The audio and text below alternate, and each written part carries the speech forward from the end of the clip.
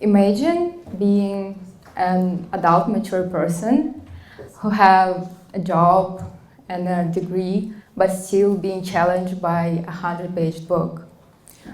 Or being scared and unable to read just one page of a text in less than 20 minutes. You would think it's weird, right? So I wanted to talk about this word a little more today. Please raise your hands, those of you who think that weird is rather a positive adjective. Okay, and now those of you who think it's a negative one. Yeah, as I assumed, more people think that weird is a negative word, but today I will try to redefine it. So, coming to weird people, I wanted to talk about people with what's called learning disabilities. The most heard one of them is dyslexia. This term, defined by the World Federation of Neurology, is a disability in children despite conventional learning settings to acquire basic language skills such as reading, writing, and spelling, measure it with their intellectual abilities. This is actually an outdated definition, I would say, and it helps building up on stereotypes that people who can't read, they're too lazy or maybe too stupid to acquire the skill. There are also some other conditions under this dyslexic umbrella, such as dyscalculia. It's an ability to perform basic calculations, or dyspraxia. It's difficulties in physical coordinations. This one I, to some extent, had. So as a little kid, I was a clumsy one. I usually stumbled upon things, and my mom used to yell at me when I broke stuff, and especially she was irritated when I mixed up my left and right shoe. And when I was a kid, I visited dozens of classes from piano and dancing and ballet. And when I grew older, I got rid of most of the symptoms, except one of them. It's left-right confusion. So still, if you ask me for directions, whether or not to do that, but if you ask me for direction and say to me, turn left, I will stumble for 30 seconds and look at my left hand and do this, letter L, to make sure it's the left side. And I don't think getting driver's license is a good idea for me, but I used to hide this peculiarity of mine because I thought this diminishes my intellectual abilities and just makes me weird because everyone could distinguish between left and right. And most people do. But I think dyslexia and any other unconventional ways of thinking are actually a benefit.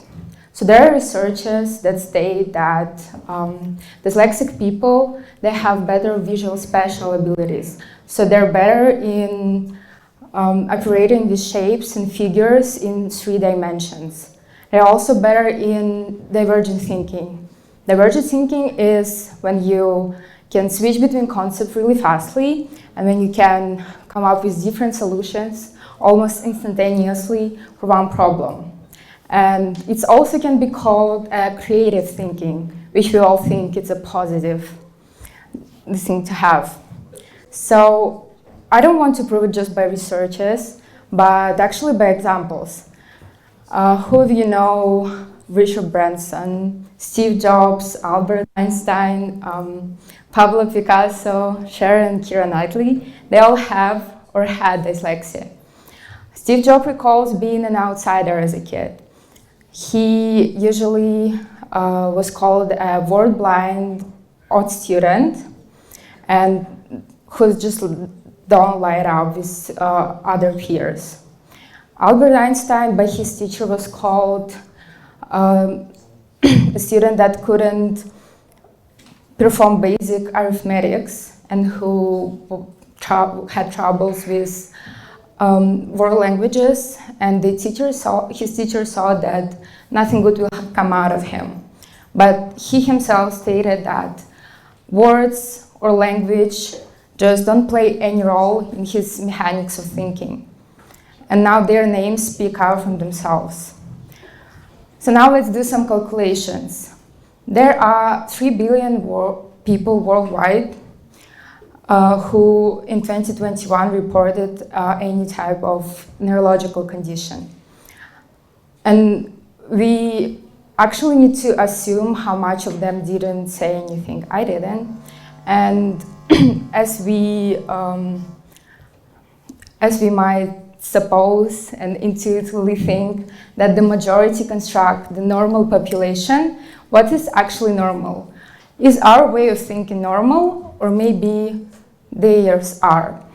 And I want to say that weird is not actually a bad word, and if we do a dyslexic trick with this word, we will get the word wired. So there are neurons in our brains that are wires that transmit information, and people with different ways of thinking, they are actually wired differently. So by this speech, I want to actually call for action every one of you, the peers, the teachers, family, friends, and colleagues of people with any neurodiversity, to welcome their unique ways of thinking. I believe that by valuing neurodiversity and by creating the world of inclusion, we can build the community where every mind and any difference that's seen or unseen is valued and cherished. Thank you.